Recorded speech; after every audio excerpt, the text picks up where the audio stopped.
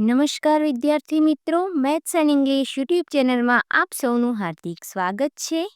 વહાલા બાળકો, આજે આપણે ધોરણ 7 સંસ્કૃત વિષયના અસાઇનમેન્ટ સોલ્યુશનમાં પ્રશ્ન 4 ક અને પ્રશ્ન 4 ડ નું સોલ્યુશન કરીશું. બાળકો, જો તમે હજી સુધી આપણી યુટ્યુબ ચેનલ મેથ્સ એન્ડ ઇંગ્લિશને સબસ્ક્રાઇબ ના કરી હોય તો જલ્દીથી જ સબસ્ક્રાઇબ કરો અને વિડીયોને લાઇક કરવાનું ભૂલશો નહીં. પ્રશ્ન 4 ક જોઈએ. નીચેના સંસ્કૃત શબ્દોના સાચા અર્થ તેની સામે આપેલા વિકલ્પોમાંથી શોધીને લખો.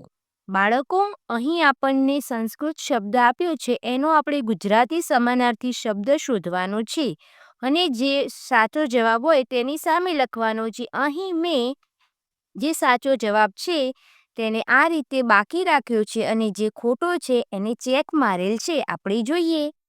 પ્રશ્ન નંબર 1, ઘટઃ. ઘટઃ એટલે ગડો. નંબર 2, માર્જારી. માર્જારી એટલે બિલાડી. નંબર 3, બિભ્રન એટલે કે ધારણ કરનાર. નંબર 4, પરહ. પરહ એટલે પારકો. નંબર 5, મૂઢઃ. મૂઢઃ એટલે મૂર્ખ. નંબર 6, ઉષ્ટ્રઃ. ઉષ્ટ્રઃ એટલે ઊંટ. નંબર 7, વક્રઃ. વક્રઃ એટલે વાંકો. નંબર 8, સમીચીનમ. સમીચીનમ એટલે બરાબર. નંબર 9, ભ્રમણભાષઃ. ભ્રમણભાષઃ એટલે મોબાઈલ ફોન. નંબર 10, વાર્તાલાપમ એટલે કે વાતચીત. નંબર 11, સંગણકમ એટલે કોમ્પ્યુટર.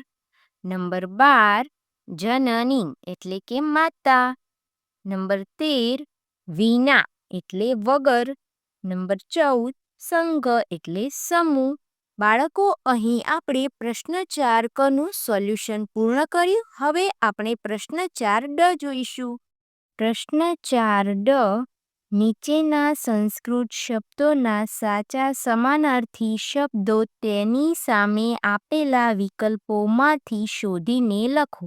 બાળકો, અહીં આપણે સંસ્કૃત શબ્દનો સંસ્કૃત સમાનાર્થી શબ્દ શોધીને લખવાનો છે. નંબર 1, સ્ત્રી એટલે કે નારી. નંબર 2, નેત્ર એટલે લોચન. નંબર 3, કરી, જેનો સમાનાર્થી શબ્દ ગજ અથવા હસ્તી થશે. નંબર 4, સિંહ એટલે કે મૃગાધિપઃ. નંબર 5, પરાક્રમઃ એટલે કે વિક્રમઃ. નંબર 6, ધરાહ એટલે કે ભૂમિ અથવા વસુધા. નંબર 7, સલિલમ એટલે જલમ. નંબર 8, સૂર્યતનયા એટલે તાપ્તી. નંબર 9, ઘટઃ એટલે કે કુંભઃ. નંબર 10, પૃથ્વી એટલે કે ધરા. બાળકો, અહીં આપણે પ્રશ્ન 4 ડ નું સોલ્યુશન પણ પૂર્ણ કર્યું.